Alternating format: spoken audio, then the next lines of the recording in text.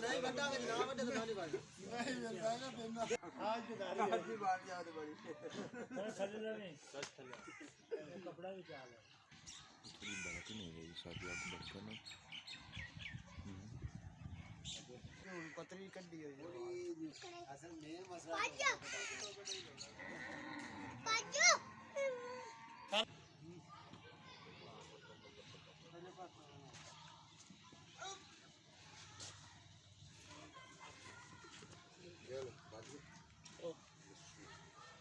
उसको ले ऐसा ऐसा उसको